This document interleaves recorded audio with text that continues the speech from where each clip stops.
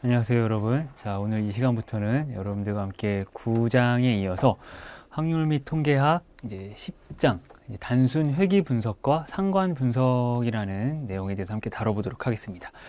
일단 여러분들 이제 지금까지는 어떤 확률적인 성격을 띠고 있는 어떤 대상 혹은 관심 시스템에 대하여 어떤 수학적인 분석, 즉 정량화된 어떤 수치화된 어떤 하나의 확률적인 의미를 포함하고 있는 값들을 도출해서 어떤 그 집단에 대한 특징을 살펴보거나, 그리고 그 집단 자체를 모집단으로서 전체를 다 조사하고 통계를 낼 수 없기 때문에 실질적으로 가능하다고 하더라도 비합리적이기 때문에 이제 어떤 표본을 추출해서 그 추출된 표본을 기반으로 여러분들 다시 추론하는, 즉 모집단 자체의 성질을 추론하는 것이죠.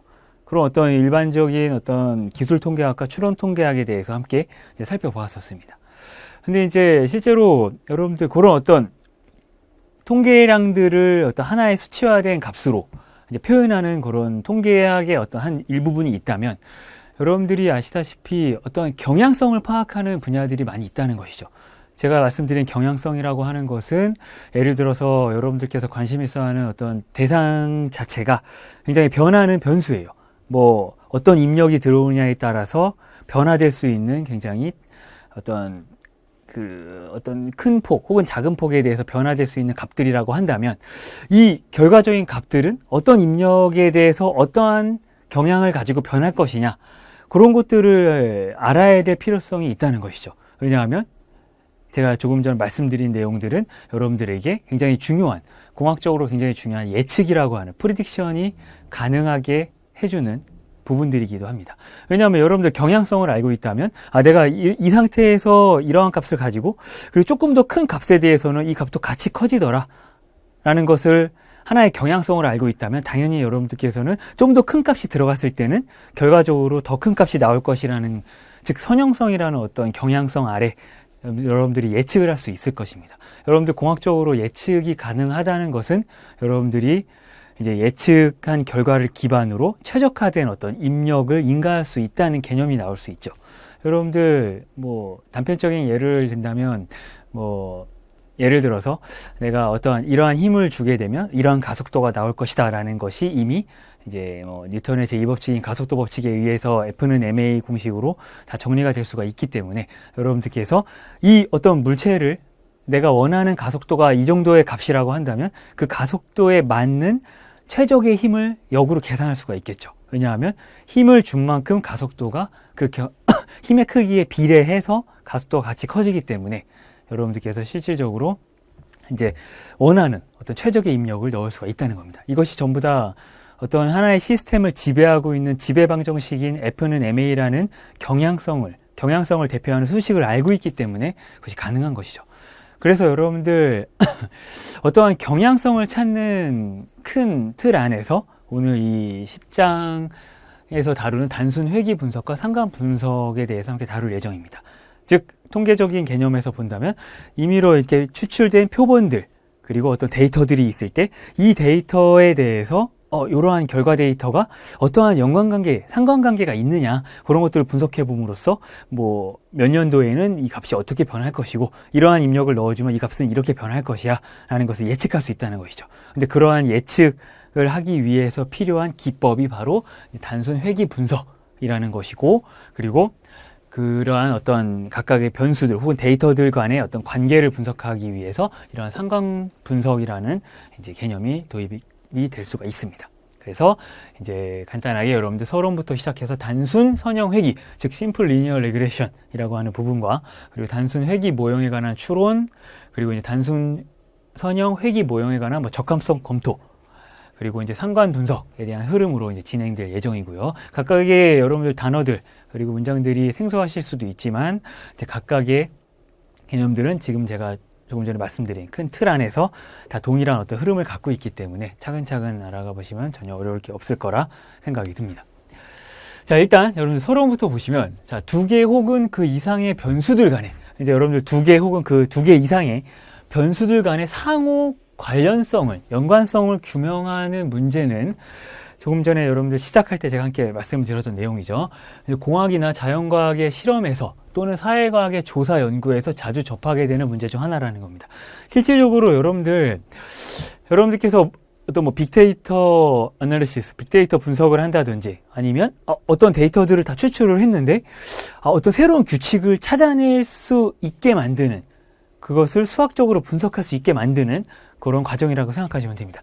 간단한 예를 들어서 여러분들께서 x라고 하는 하나의 변수들을 막 조사를 x에 해당하는 y라고 하는 값이 대응되는 값이죠.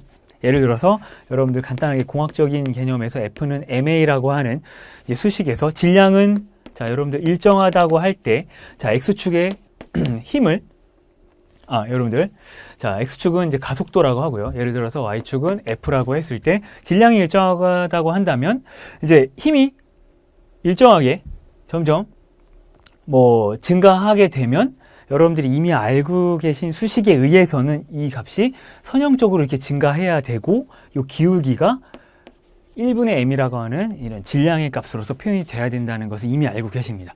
하지만 확률 통계학적 개념에서 보신다면 여러분들이 이 수식이 나오기 전에 여러분들 이전에 이제 학자들이 실제로 이제 실험을 통해서 이런 가속도라고 하는 정의된 물리량과 그리고 힘이라고 하는 이제 정의된 물리량 사이에 이제 어떤 데이터들을 이제 계측을 하게 되겠죠. 계측을 했을 때 어떤 실험적인 오차에 의해서 이 데이터 값들이 이제 명확하게 이 라인을 따라가는 것은 아니지만 이제 어떤 이러한 오차들, 실질적으로 오차라고 한다면 이러한 수식이 정의된 다음에 오차라는 개념이 적용되겠지만 그때 당시에는 이런 식으로 막 데이터들이 계측이 됐을 겁니다. 실제로 어떤 여러 가지 조건들에 의해서 만들어지는 오차들에 의해서 이제 들쭉날쭉한, 하지만 그렇게 크게 들쭉날쭉하지 않은 이러한 값들이 이제 계측이 될 것이고요. 그리고 값이 커질수록 가속도가 커지게 계측이 된다는 어떠한 일반적인 경향성을 찾을 수가 있다는 것이죠. 그래프를 이제 2디멘셔널 스페이스에서 여러분 2차원적 평면 안에서 A와 F에 대해서 데이터들을 다 찍어보면 이것이 힘이 증가하게 되면 가속도도 함께 증가하는 이러한 경향성을 가지고 있구나라는 것을 이제 바로 확인할 수가 있지만 우리는 조금 더 명확하게 어떤 수치적인 방법으로 이런 데이터를 다 가지고 있으면 우리가 이것을 대표하는 어떤 하나의 지배 방정식이라고 하는 거버닝 이퀘이션을 도출할 수가 없죠. 하지만 여러분들 지금 이 확률 및 통계학 10장에서 공부하는 단순 선형 회귀 분석을 기반으로 정리를 한다면 이 경향성을 대표하는 하나의 라인, 즉 F는 MA라고 하는 요 하나의 라인을 어렵지 않게 도출할 수가 있게 됩니다. 그래서 이러한 어떤 대표하는, 이 경향성을 대표하는 하나의 어떤 선형 방정식을 도출하는 과정이 바로 여러분들 단순 선형 회귀 분석이라고 하고요.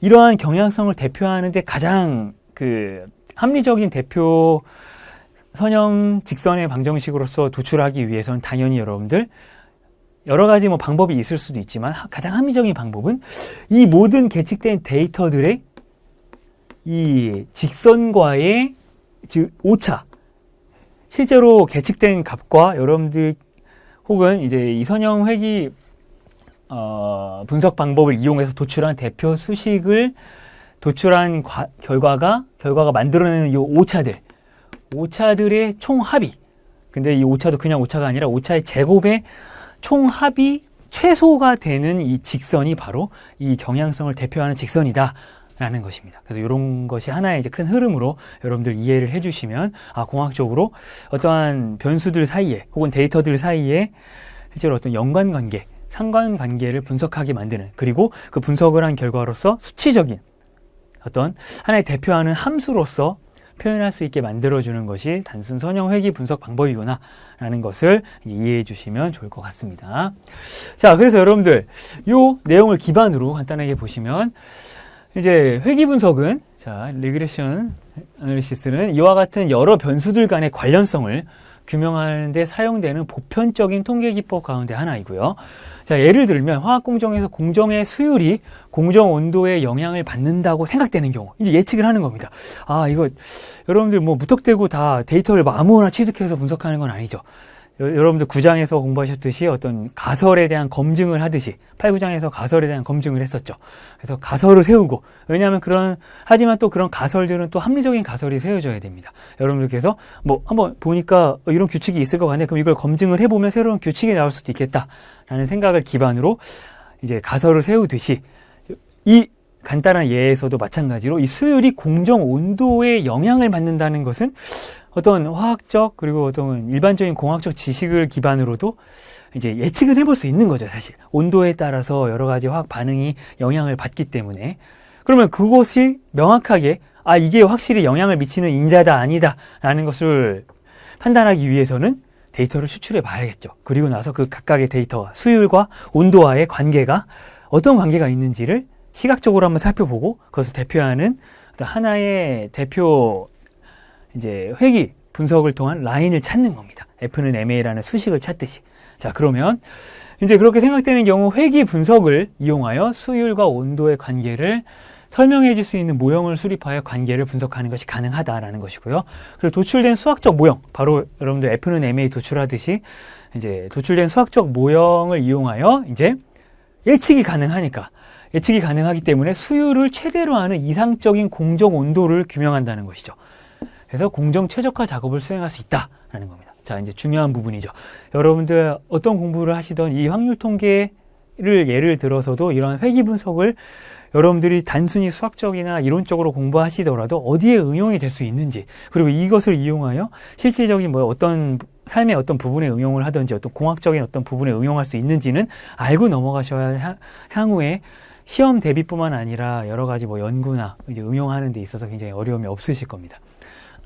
자, 그래서 이런 식으로 예측이 가능하기 때문에 이제 온도와 수율과의 관계가 예를 들어 이런 식으로 데이터 분포가 이루어진다면 이러한 회귀 분석에 의한 y는 ax 플러스 b라는 이러한 선형 함수가 대표적으로 여러분들 도출이 되더라라고 한다면 이런 상황에서 어떤 일정 온도 내에서 이 온도에서는 수율이 한 요 정도가 될 것이고, 그리고 이 온도에서는 수율이 이 정도가 될 것이다 라고 예측이 가능하고, 실제로 이 예측을 기반으로 생산량 혹은 수율의 화학 공정의 수율에 따른 다양한 어떤 공장의 상황들을 예측할 수 있고, 그리고 혹시나 이러한 선형 관계가 아니라 온도에 따라 경향성이 이런 2차 곡선의 형태로 나오게 된다면 어떤 수율을 최대로 만드는, 수율을 최대화할 수 있는 어떤 최적의 온도 또한 찾을 수 있다는 것이죠, 수학적으로. 그러면 우리는 당연히 여러분들 공장의 입장에서는 수율이 최대로 되는 것이 이제 어떤 이 경제적인 측면에서 조금은 이제 반응이기 때문에 이제 이런 최적의 온도로 유지하면서 이제 공정을 진행을 하게 될 것입니다. 자, 그래서 이러한 단순 선형 회귀 분석의 응용 분야와 함께 간단한 흐름을 좀 살펴보았고요, 여러분들.